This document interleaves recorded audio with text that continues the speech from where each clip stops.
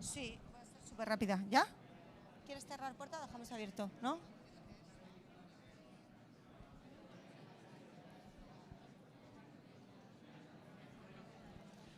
Buenas tardes. Muchas gracias por acompañarnos en una tarde tan especial. Hoy voy a ser especialmente rápida por dos motivos. El primero, porque no quiero que perdáis tiempo, el tiempo de lujo de pasar tiempo con las dos personas de oro que nos acompañan hoy.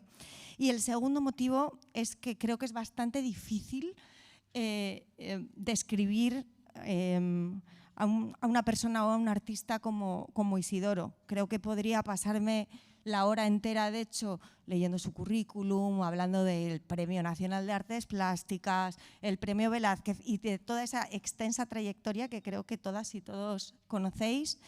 Pero por mi parte, solamente decir que Isidoro es de esos artistas que a todos los que hemos estudiado historia del arte nos ha cambiado, nos cambió la manera de ver el mundo, y cuando pensábamos que ya nos había cambiado, nos seguía ofreciendo un ángulo diferente cada vez que nos encontrábamos con su obra.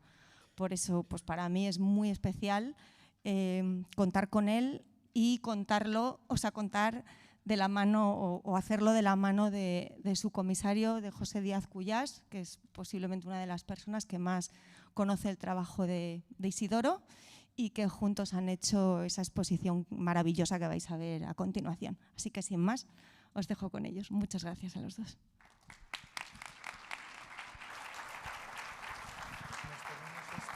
Ya lo aprendí ayer esto.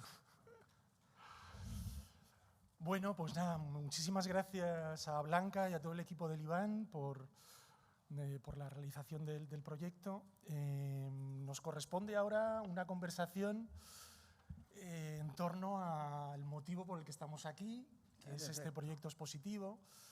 El proyecto incluye una exposición, que es la que se verá ahora, se inaugurará en la sala, y también una publicación, ¿no? Una publicación que es continuación del proyecto que ya realizamos en la Tapies en 2002 y que recogía hasta ese momento la obra de Isidoro. De manera que lo que vamos a hacer en la publicación es la continuación, o sea, vamos a recoger toda la obra de Isidoro del 2000 hasta el presente, ¿no? Esto es el motivo, ¿no?, por el que estamos,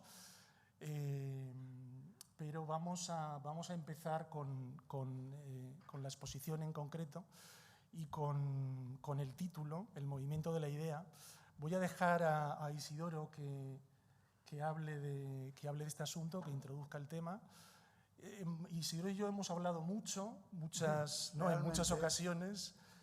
Entonces, bueno, mi intención es plantear, tengo, digamos, varias ideas. Decía Blanca que, bueno, que yo he seguido la obra de Isidoro, pero con respecto a aquel proyecto que tuvimos hace años, hay mucha gente que lo ha seguido. O sea, yo soy simplemente un seguidor más de la obra de Isidoro, ¿no?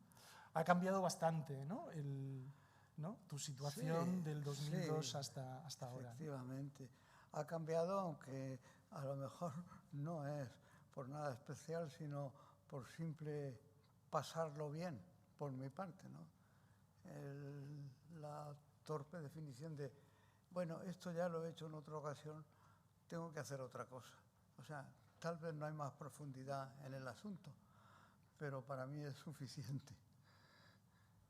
Bueno, estas respuestas simples siempre tienen que ver con algo más, ¿no? Efectivamente, lo que pasa es que yo disfruto con las respuestas simples o bobas porque realmente encierran en el fondo la realidad, pero además intentan desmitificar un poco el cacharro este. Yo no sé, porque tú lo tienes apagado, yo lo tengo encendido.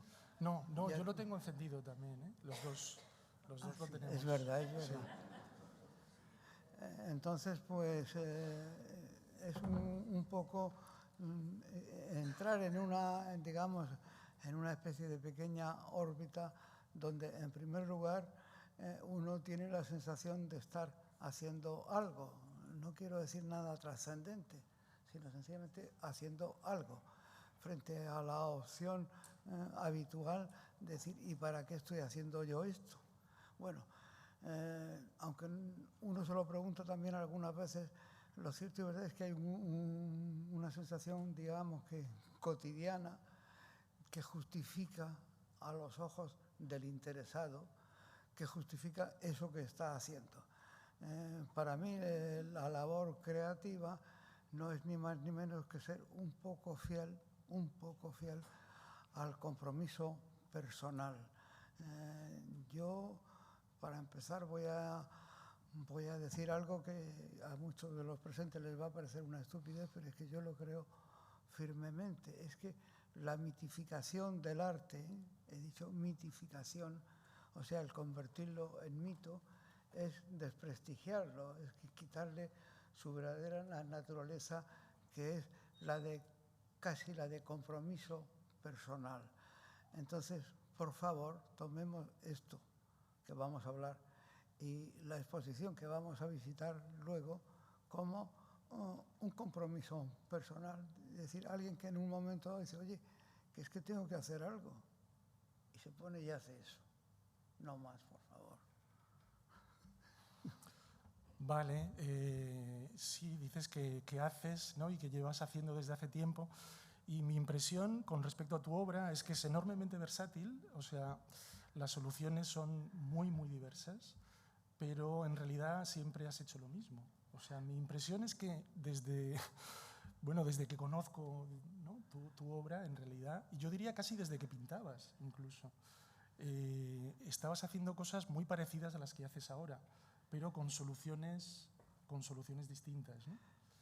Sí, eso que acabas de decir me enorgullece, aunque es muy posible que por muchos se ha tomado como una disminución del posible prestigio. Es verdad, estoy haciendo lo mismo, pero vuelvo a algo de lo dicho antes. Resulta que es una cosa con la que me lo paso bien y tengo la sensación de cumplir mi pequeño compromiso social incluso, ¿no? Entonces estoy haciendo lo que tengo que hacer. Sí, ¿te parece? Vamos a ahondar un poquito en esto de hacer lo mismo, ¿no? Porque es esta idea tuya de que el arte debe estar tan apegado a la circunstancia que se debe confundir con la circunstancia misma, ¿no? Y esto ayuda un poco a entender la enorme versatilidad, ¿no?, de tu obra. Quiero decir que, claro, las circunstancias cambian, entonces las formalizaciones, ¿no?, de cada circunstancia es distinta, pero el impulso, ¿no?, o el motivo es el mismo, ¿no? Es el mismo, exactamente. Sí, es decir, hay como si dijéramos, y perdón por la grandiosidad con que suena la palabra, es como si dijéramos que hay un compromiso de ir por un camino o por una forma de caminar. Entonces, el simple hecho de cumplir con ese compromiso es ya suficiente. Es decir, ¿para qué vas a hacer algo que, por ejemplo, sea clasificado como grandioso? No, a lo mejor si es grandioso, si es considerado como grandioso es precisamente por lo raquítico que es, ¿no? Entonces, digamos, cumplamos nuestro compromiso diario, por así decirlo, y ya está bien, ¿no? Y luego ese compromiso tiene un desarrollo, una manifestación, que bueno, es algo que sí que es lanzado al mundo como si fuera algo imprescindible. No, es absolutamente prescindible. Lo que pasa es que para quien es imprescindible es para el que lo hace. En este caso, yo con la exposición esta, por ejemplo, ¿no? Cuando la veáis diréis, bueno, pero esto claro, es tan obvio todo esto, tal. Bueno, sí, es obvio. Y gracias a que es obvio se ha podido hacer. Porque la grandiosidad, también entre comillas, está fuera de lugar. Es decir, nuestra permanencia en el medio, quiero decir, nuestra vida no es individualmente nada grandioso, pero cumplamos con ella. Sí, y esto nos lleva al título ¿no?, al título de la exposición, que es el movimiento de la idea. Y bueno, pues tiene que ver con este asunto porque es el título de la exposición esta en concreto, pero de algún modo es el proyecto de toda tu obra. O sea, yo creo que tu obra en general se podría llamar así, como el movimiento de la idea, porque es una misma idea, o por lo menos ideas que giran en torno a, ¿no?, a un mismo eje, desarrolladas de manera múltiple a lo largo de los años, ¿no? Pero coméntanos el título. ¿Por qué, Sí, por qué ese...? Encantado, porque es que has dicho una cosa que me viene como anillo al dedo. ¿Tú recuerdas que hablamos hace bastante tiempo, de darle el título otra vez en la palestra? Es como si dijéramos otra vez dando la misma matraca, ¿no? Y eso, bien interpretado, o sea, cariñosamente interpretado, coincide con el movimiento de la idea, es decir, otra vez haciendo esto que es, como tú has dicho muy bien, la misma idea, ¿no? Pues estamos en la misma idea y lo único que hacemos es decir, oye, que esta idea se mueve. Estamos tocando el movimiento de la idea. Nuestra idea, simplificando, por favor, nuestra idea es una, pero claro, animémosla, movámosla, no para que llame la atención, sino sencillamente para demostrar que está, no sé si decir viva o en pie. O sea, movámosla un poco para demostrar que está en pie. Y en ese sentido, tal vez insistiendo en ello, lo que se hace es desmitificar un poco la obra de un autor, ¿no? Es decir, no porque sea la obra de este autor está en movimiento, démosle un empujón y paremos mientes en el movimiento de la idea, no del autor o del hecho o del pringue en el que se ha mojado el autor. No, la idea en sí. Y la idea en sí es demostrar que en la elementalidad bien interpretada, o sea, tomada o juzgada con el verdadero sentido de sus palabras, es la que merece el tratamiento.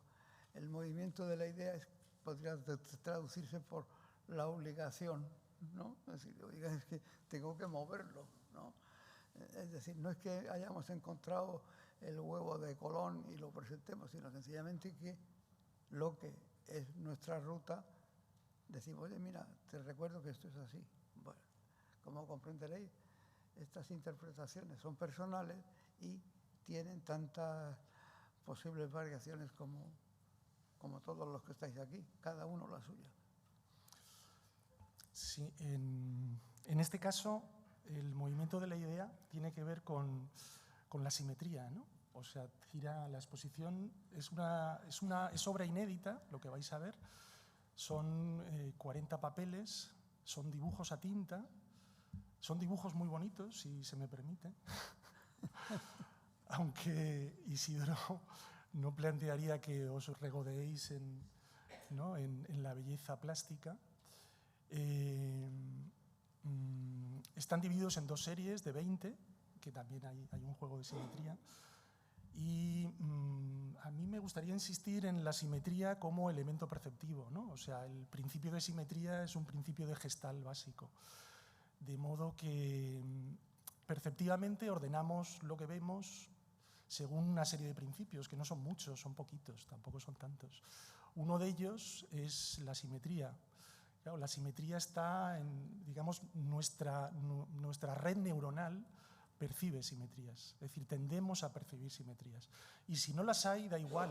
Es decir, el problema no es que las hayas, porque podéis decir, no, pero es que las montañas son simétricas. Sí, pero el problema no es que las cosas sean simétricas, sino que nuestro cerebro proyecta ejes. Entonces vemos simetrías igual que, y si no se ajustan, pues vemos asimetrías. Pero eso es una capacidad que tenemos nosotros. Sin percepción no habría simetría, no habría nada simétrico, ¿no? Entonces, bueno, me gustaría tomarlo un poco por este lado, sí, de la percepción. Claro. Y esto tiene mucho que ver con la obra de Isidoro, porque son paradojas, ¿no? Tiene que ver con paradojas perceptivas, paradojas cognitivas. Y en realidad toda la obra de Isidoro tiene que ver con la paradoja. desde mi punto de vista. Perdón. Tiene que ver con la paradoja. Ah, bien, es que ha tosido alguien, seguramente para que no oyera yo la paradoja. Es la contingencia, esto es la contingencia, ¿no? Sí, sí. Bien. No, bueno, desde luego el movimiento es inherente, inevitablemente nuestro ser, digo nuestro ser, no nuestro cuerpo ni nuestra mente, se mueve y parece ser que la simetría tiene algo de estático, ¿verdad? Y dices, bueno, es que son simétricos. Bueno, pero es que si tú vas por la calle, todos somos simétricos, ¿eh? En el sentido profundo de la palabra. Reducir la simetría a una cuestión de forma, porque la simetría solo se emplea con respecto a la forma, ¿no?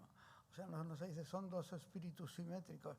Bueno, son parecidos, pero simétricos es la forma. Aquí se recurre a la forma porque yo tuve una vivencia, o sea, una vez elegida la ruta esta de estos dibujos, pues coges un papel y dices, bueno, voy a hacer aquí uno de los dibujos estos que quiero ir amontonando, si es posible para hacer una exposición. Y entonces coges un papel, lo pones aquí, le das la vuelta y entonces te das cuenta de que es simétrico. Pero bueno, si es que aquí nadie ha hecho nada, nadie ha trazado una raya y este papel es simétrico. Y entonces a partir de ahí dices, mi cometido está frustrado. Es que el papel ya es simétrico. Bueno, pero entonces vienen los sesudos y dicen, no, hombre, no. En el momento en que tú aquí hagas algo, ya ese papel es único. Consecuencias siguientes. Dice, bueno, si yo hago algo, eso es único. Pero, ¿y si por el otro lado hago lo mismo? Sigue siendo simétrico. O sea, no tengo ruta para emprender por este camino. Pero la simetría era también muy atractiva porque dice, bueno, seamos simétricos, o mejor dicho, simetricadores, seamos simetricadores, es decir, creemos simetrías. Como podréis ver, las dificultades del idioma con creamos y creemos viene muy a cuento también aquí. Es decir, aquí creemos simetrías que ya están creadas, por así decirlo, ¿no? Y todo eso me gusta manifestarlo en el sentido de que el contemplador de esta obra no piense que está contemplando algo fuera de órbita. No, en absoluto. Es cosas que si se miran con atención, y eso es un esfuerzo que pido a los presentes, están viendo lo mismo. Están viendo lo mismo por aquí que por acá. Entonces, ¿qué significa eso? Significa sencillamente una posible acusación al instinto de decir, la cosa, incluida el arte, que siempre se escribe con mayúscula, la cosa no va más allá. Sí, es cierto que podemos disfrutar con esto, pero siempre con la conciencia de que esto no es el más allá.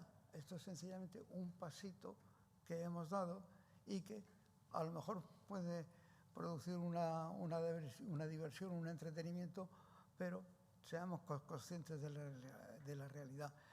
El comportamiento creativo es un acto inscrito dentro de la mente del ser humano que, aunque por obligación, por necesidad, por imposición social o por lo que queráis, está, no digo pero sepultado, pero sí sellado. Se sella la creatividad, pero si se consigue quitar ese sello, se da uno cuenta que la creatividad puede ser algo tan simplón como la simetría. Yo no sé si me estoy metiendo donde no me llaman. No, pero si pero eres el autor, puedes decir lo que quieras. Ay, qué bien. He dicho autor y no artista porque a Isidoro no le gusta. Ay, gracias. No le gusta el término, prefiere esa denominación. Bueno, en sala lo que vais a ver son dibujos, o sea, papeles dibujados por las dos caras. Entonces, claro, lo que plantea inicialmente es que una hoja de papel marca un eje de simetría. Si dibujas por una cara y miras por la otra, lo que vas a ver es la simetría de la anterior. O sea, necesariamente una hoja de papel marca un eje de simetría. Entonces, partiendo de, digamos, de esa potencialidad del papel, trabaja con papel pergaminado semitransparente que coloca en banderola, en perpendicular a la pared, de manera que se ven los dibujos por las dos caras. Y lo que tenemos son como 40 juegos de perspectiva, de variaciones de perspectiva, que es una idea muy sencilla, es una idea muy simple. Hay algunos dibujos donde es muy evidente la simetría, pero las simetrías pueden tener ejes muy diferentes, ¿no? Pueden ser por rotación, por traslación, de manera que pueden resultar, y puede haber varias a la vez, entonces pueden resultar enormemente complejas. Esto lleva a que cada papel va acompañado de una cartela, que en este caso no son cartelas como las que solemos encontrar, ¿no?, en los espacios expositivos, o sea, no tienen descripción física, tienen un título y después una frase, pero la frase es una frase descriptiva que tiene algo un poco de patafísica, no es del todo patafísica porque es coherente, es decir, es una descripción del dibujo. Entonces, la frase ayuda a, digamos, interpretar la simetría, porque no en todos, en algunos es evidente, en otros la simetría no es tan evidente. De manera que la frase, algunas las hay bastante alambicadas, o sea que hay que detenerse en ellas, como habría que detenerse en el dibujo para encontrar todos los juegos de simetría, bueno, simetría y asimetría, claro. O sea, todos los juegos de simetría y asimetría que plantean, ¿no?, los dibujos. Sí, efectivamente, yo me he acostumbrado a decir en las múltiples conversaciones que he mantenido sobre este tema, que esa frase de la que acaba de hablar Pepe es tan significativa como la simetría dibujada. Y lo digo de una manera así un poco como para chafar el estatus, ¿no? Digo, sí, hay muchas frases que se han creado con la finalidad de, por ejemplo, explicar o aclarar el dibujo. Pero hay muchos dibujos que se han hecho porque existía una frase a la que dar imagen.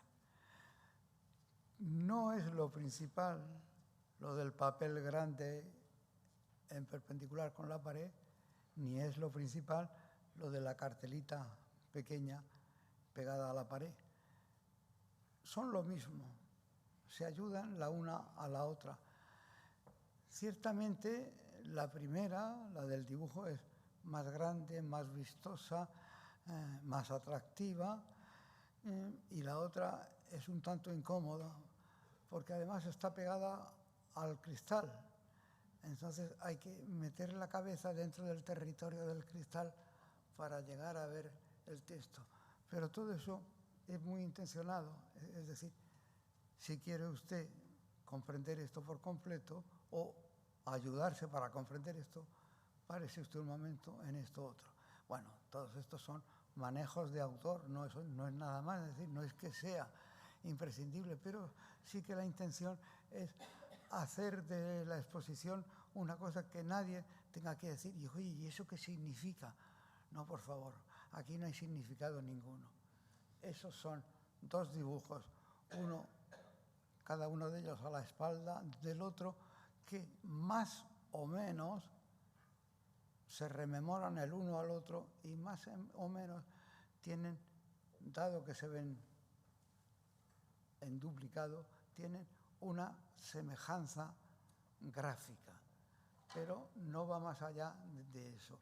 Entonces, si conseguimos con el texto aclarar o desmitificar un poco esa cuestión de los dibujos, esa semejanza figurativa, podríamos decir, por usar un término plástico, si conseguimos con el texto aclarar eso, el texto ha cumplido su papel. Es decir, no es una elucubración filosófica, sino sencillamente dice, pues mira, aquí este dibujo puede dar la sensación de que, pongamos por caso, de que un círculo o una esfera está dibujado en una cara así y en otra asado. Pero ¿cómo es posible?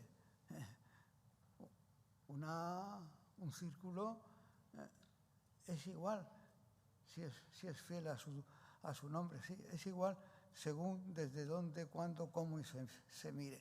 Entonces, dadas estas elucubraciones puramente especulativas, el texto, creo yo, que ayuda a decir, no, estos dos círculos son el mismo que se ha cambiado de sitio, por ejemplo. No tiene por qué ser eso, pero bueno, es una salida fácil del momento. Entonces, no va más allá, pero quiero sí decir que para mí es imprescindible el texto. De modo que si los presentes, algunos de los presentes, se acercan por allí, por favor, lean el círculo, lean el texto de la frasecita que está pegada, y aunque eso les reste tiempo para ver más cosas, no se preocupen. Con que vean uno y lean uno, yo creo que es bastante ya, pueden digerir el total. Esto es una petición que hago, no es una obligación, por supuesto, pero bueno, como he mirado muchas veces en todos ellos y todos los otros, bueno, lo ruego. Seguramente esto está fuera de lo que se considera dar instrucciones de visita, debe ser algo horroroso y mal educado casi, pero bueno, ahí queda.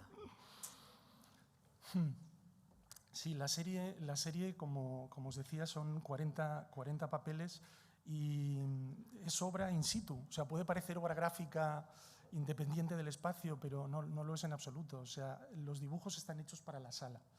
Y esto es importante. Están hechos para esa sala en concreto, no para cualquier sala del Iván, sino para la sala de abajo. Y aparte de que tienen un componente, digamos, instalativo, ¿no?, de obra in situ, aunque parezca obra gráfica independiente, los dibujos tienen un recorrido. O sea, van acompañados de estas cartelas de las que estamos hablando, pero también están numerados. De manera que hay una secuencia, ¿no? Empiezan con el 0, bueno, el 1, que sería el papel tal cual, es decir, un papel apergaminado sin nada. Aunque no es verdad que no tenga nada, porque tiene la numeración. Claro. De manera que la numeración está en simetría por el otro lado. La ves por un lado y en simetría por el otro lado. Ese sería el inicio, ¿no? Sería como la potencialidad simétrica de todo papel, ¿no? Y después se inicia, hay un orden secuencial, entonces hay que seguir una secuencia, lo que implica que hay un relato, vamos, que hay un componente también narrativo en la lectura de los dibujos, ¿no?, de las imágenes, ¿no? Sí, me ha venido muy bien esto que has dicho tú de la adaptación desde un principio a la sala. Yo cuando vi la sala por primera vez, que ya tenía yo el títere en la cabeza, dije, imposible de adaptarse aquí, a ver cómo voy yo a meter aquí esto. Pero bueno, dándole vueltas y luego con la colaboración del Iván, que convirtió la mitad central de su sala en un pasillo, pues la cosa encajó y pudo colocarse, pues yo pienso que perfectamente. Y, eso sí, la colocación es estricta, quiero decir milimétrica, es decir, hay 2 metros de dibujo a dibujo, porque nos planteamos el dilema de decir, bueno, si hay una persona mirando de perfil a este dibujo y otra mirando de su perfil al otro, y echan para atrás los dos, se pegan un coscorrón, ¿no? Entonces, evitemos un poco el coscorrón y ampliemos lo más posible la distancia. Es decir, ahí queda una cosa clara. Nos salvamos del problema de los cuadros, que se colocan separados, pero sí, con una gran holgura y sin pensar el observador de uno en el observador del otro. Cada uno mira lo suyo, ¿no? Aquí hay una repercusión. Bueno, entonces esto se llevó así y los 40, no sé si llamarle dibujos, no me gusta llamarle dibujos porque se va a interpretar como dibujos y no son dibujos, pero sí son dibujos. Bueno, los 40 caben justos y si se observa hay 1, 2, 3, 4, 5, 6, 7, 8 que están al borde de la pared, al borde del precipicio. Es decir, está muy estudiada la colocación de los dibujos. También es cierto que lo ideal sería pedir al visitante, no se fije usted en la colocación, solamente sepa usted que hay una serie, la serie A, que hace un recorrido numerado, ordenado, y la serie B, que hace otro recorrido igualmente ordenado. Pero bueno, bien está este comentario que ha surgido de tu alusión a cómo se estudió al principio la cosa. Sí, hay otro elemento interesante, ¿no?, en el tema de la simetría. Comentaba antes que el título de la exposición, El movimiento de la idea, para mí podría ser el título de tu obra. O sea, se podría hacer un catálogo de toda la obra de Isidoro y ese sería un título ideal, ¿no? Pero también el propio tema de la simetría, porque simetría etimológicamente viene de metrón, y metrón igual que geometría, ¿no? Metrón es medida. Y en la obra de Isidoro, desde los inicios, es fundamental el tema de la medida y el tema del cálculo, ¿no? A lo largo se manifiesta de maneras muy heterogéneas, pero es evidente a lo largo de toda su obra, ¿no?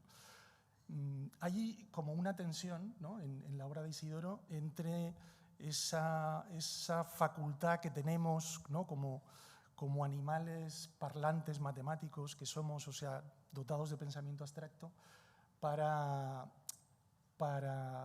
calcular, ¿no?, medir, etcétera, etcétera. Hay una tensión entre eso y la vida y la contingencia, es decir, lo que no puede medirse.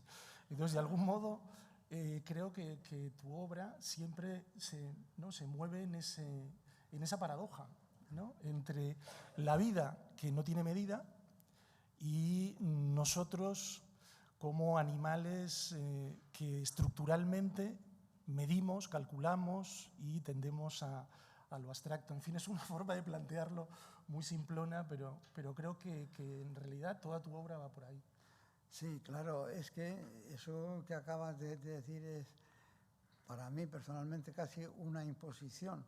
Es decir, no puedo, imaginemos, por simplificar, no puedo pintar una montaña sin hacer alusiones a infinidad de cosas, por ejemplo, geométricas.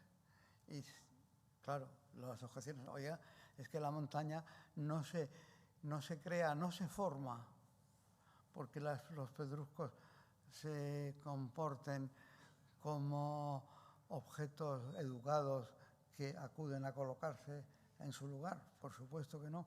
Lo que pasa es que se contesta muy rápidamente. Pues, por ejemplo, un pico de montaña, que eso sí que de una u otra forma existe, ¿no? Bueno, no ha sido hecho por nadie, pero lo que no cabe duda es que tiene una forma adaptable a un razonamiento geométrico. O sea, es una figura geométrica. No es una figura geométrica, pero bueno, si nos ponemos a afinar, sí. Y yo puedo dibujar un triángulo picudo y ponerle el nombre de montaña. Cualquiera lo entiende, Entonces, ese uso de la realidad objetiva, natural, con la realidad objetiva artificial, es decir, llamando artificial a lo creado por el hombre, es un recurso que está a nuestra mano y que, de hecho, usamos constantísimamente, ¿no? Es decir, no nos salimos de madre si cogemos y llamamos a una montaña como triángulo? No, la llamamos pico para disminuir el contraste, pero podemos llamar triángulo. Quiero, a este respecto, me ha venido a la cabeza la alusión a un trabajo mío anterior, tú que has nombrado antes varias veces, y es de un lugar muy cerca de donde estamos, ¿no? Que yo hice una encuesta en un pueblo en la cual le ofrecía al encuestado por la calle, por supuesto, un papel, también un papel simétrico también, y le decía que por favor dibujara el perfil de su pueblo, ¿no? La montaña que rodeaba su pueblo, que lo dibujara. Claro, como os podéis imaginar, por persona había un diseño distinto.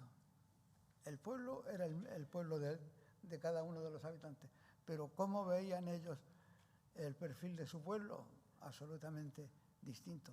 ¿Eran o no eran fieles esos perfiles? Eran absolutamente fieles y eran realistas, como dicen los técnicos en las artes plásticas. Eran realistas. ¿Realistas a partir de dónde? A partir de Periquito y de Joaquincita, ¿no? No era otra cosa. Pero, sin embargo, yo pude usarlos como obras creativas absolutamente responsables de cada uno de los individuos, y yo me asignaba el título de creador de esa obra sin haber movido un instrumento de diseño.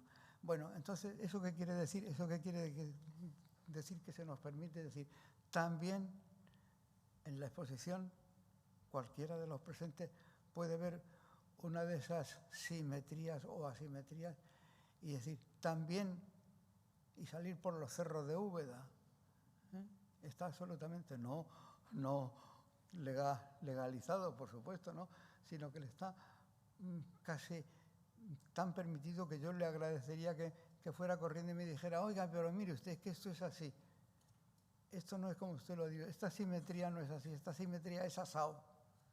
Y seguro que me convencía, absolutamente, porque al fin y al cabo era una versión creativa de la realidad ambiente, que no otra cosa es la obra artística. Lo que ocurre es que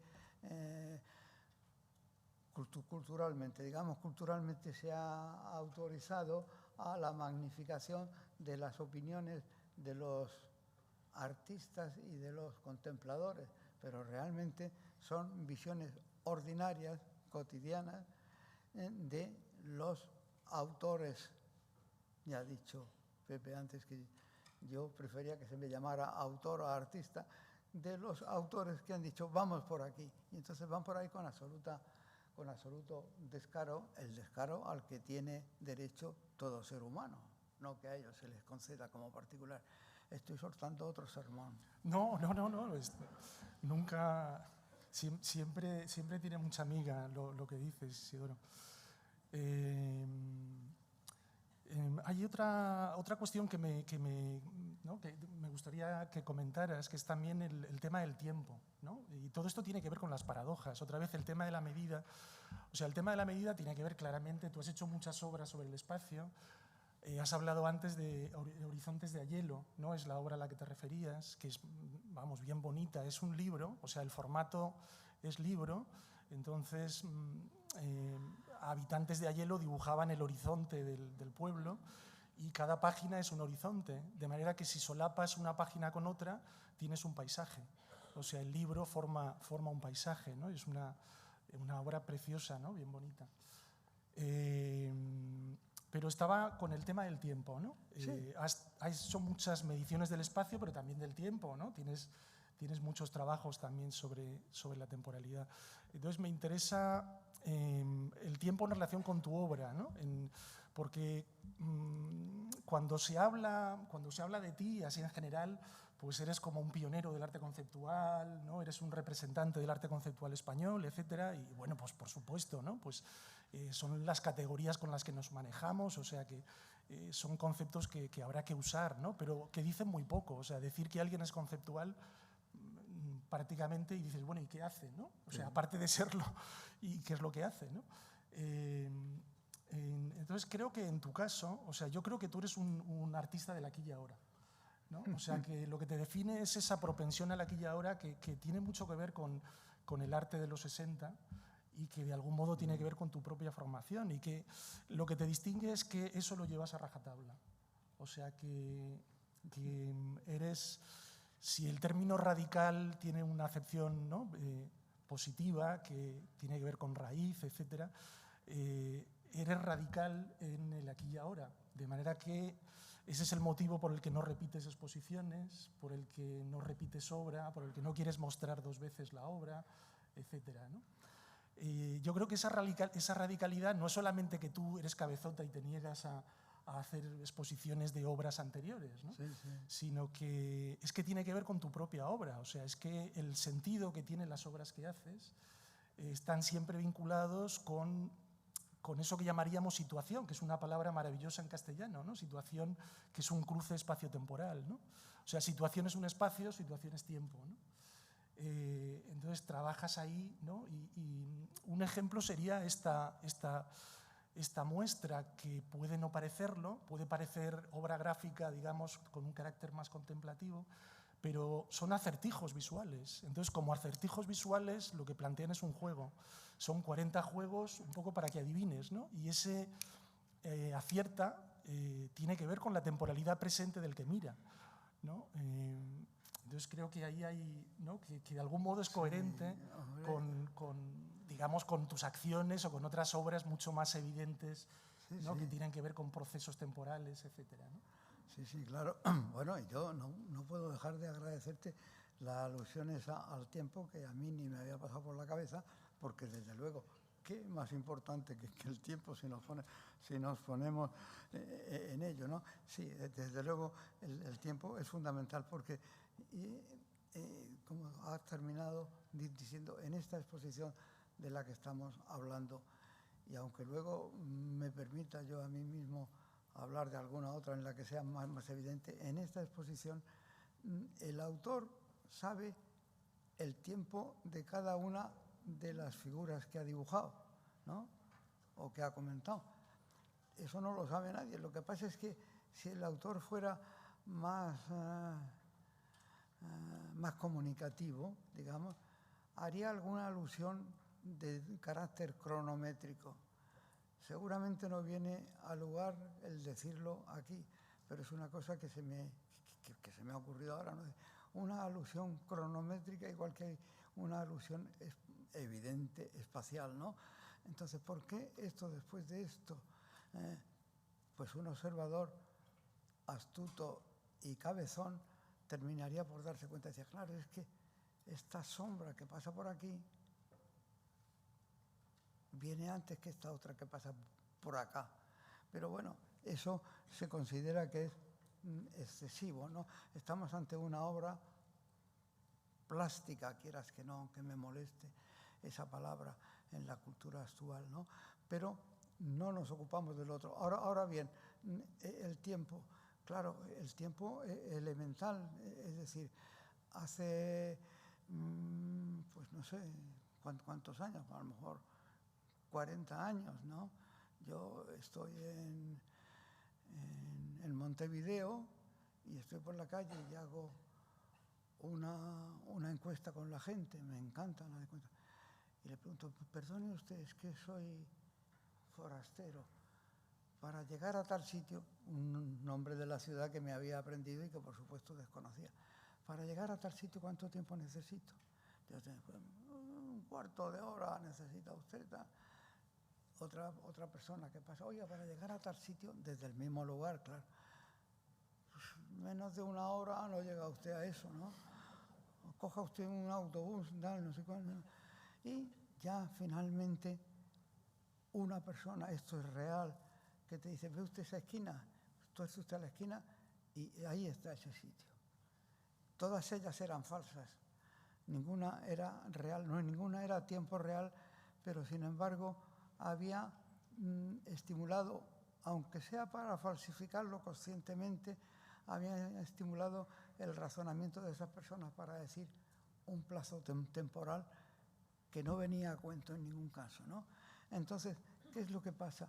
Que yo, sobre la base de esos tiempos, cuartos de hora, media hora, una hora, no llegará usted tal, coja usted el autobús, sobre la base de eso, yo realicé un trabajo sonoro, que era una estupidez, por supuesto, ¿no? Pero imaginemos, yo tenía apuntado en un papelito la primera, la que me dijo que un cuarto de hora era una señora bastante mayor, con el pelo blanco y que cojeaba un poco. Entonces yo cogí esos elementos y perdón por lo que voy a decir, los temporalicé.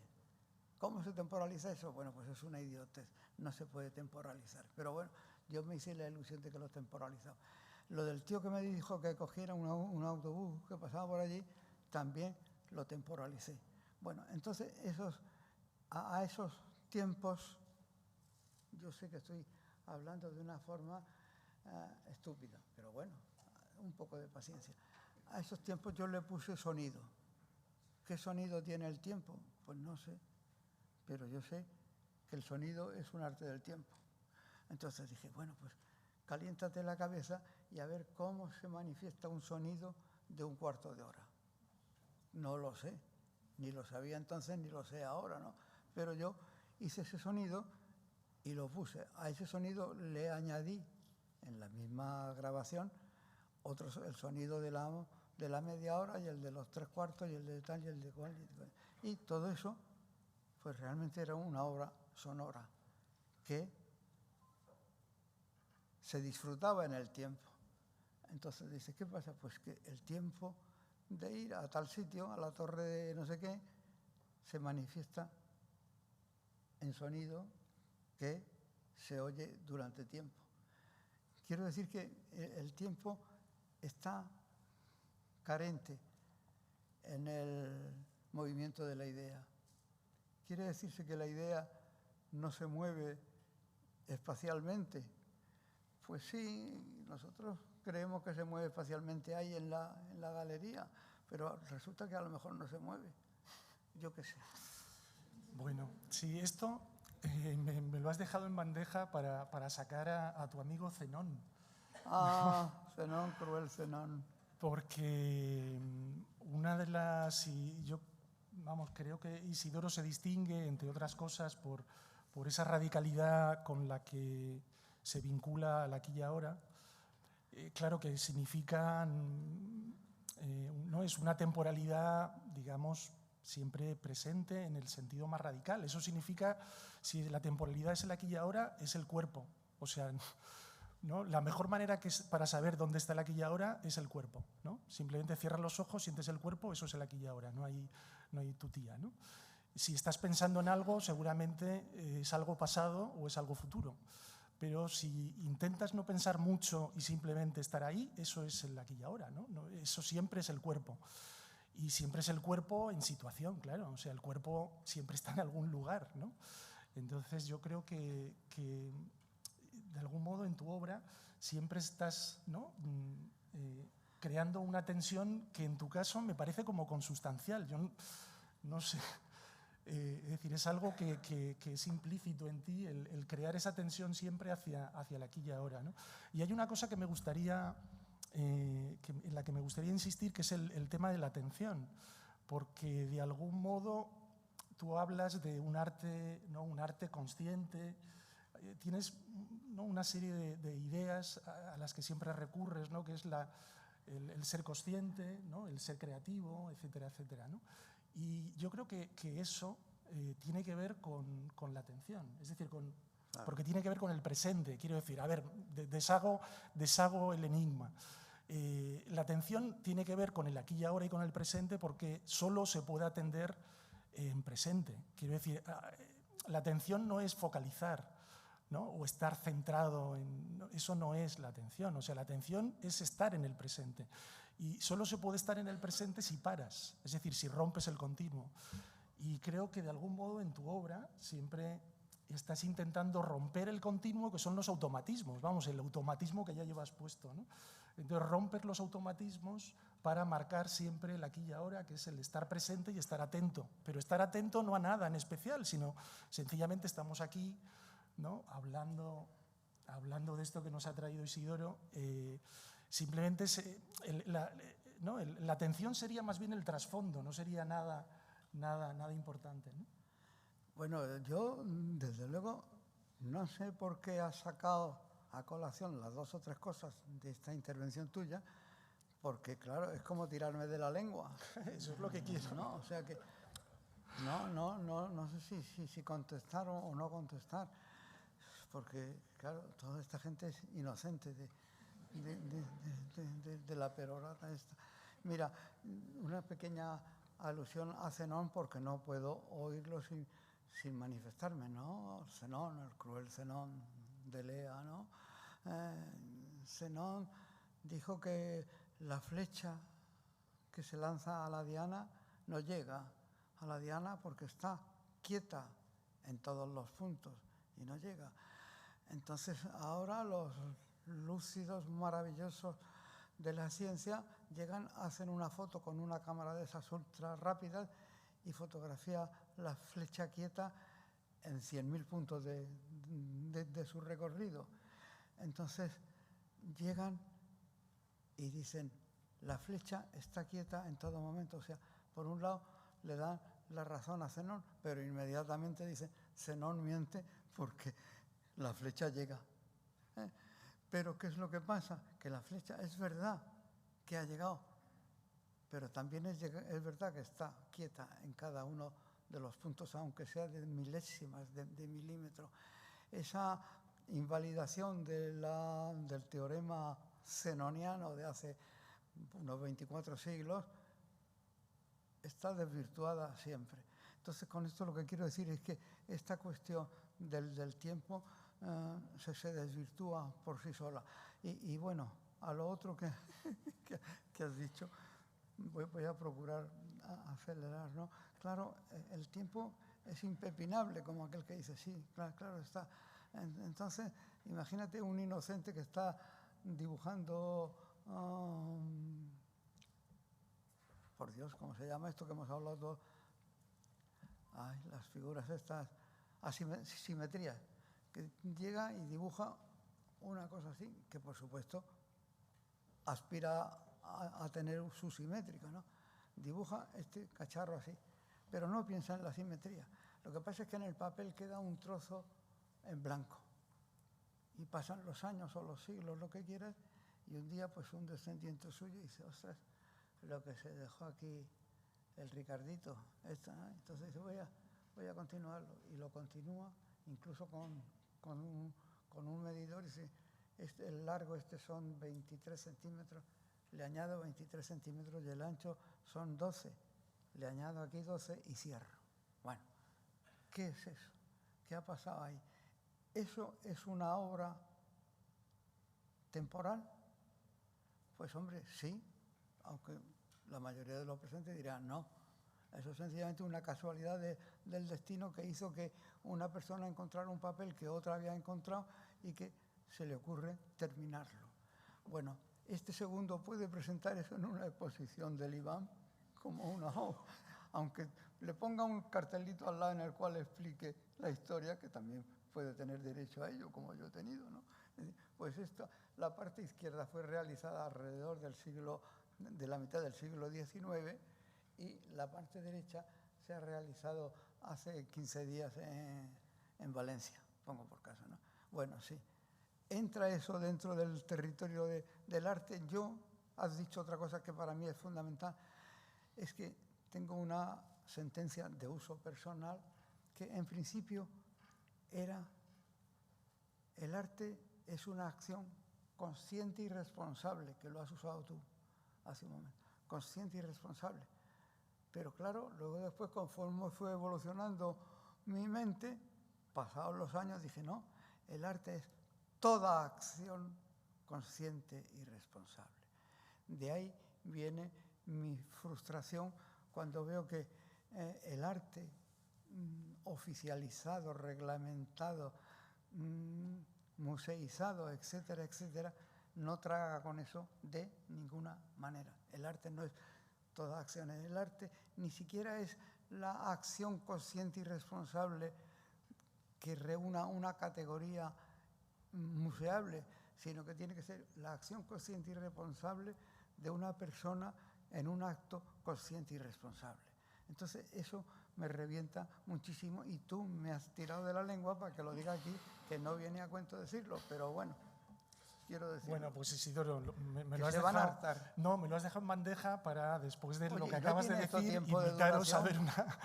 invitaros a ver lo que ¿No has tiene hecho. esto en tiempo el de Iván. duración? A Sí, ver, sí, sí, esto los estamos, lo organizadores, hemos por clavado. favor. Lo hemos clavado, o sea, son las 8. Anda. Pero sí.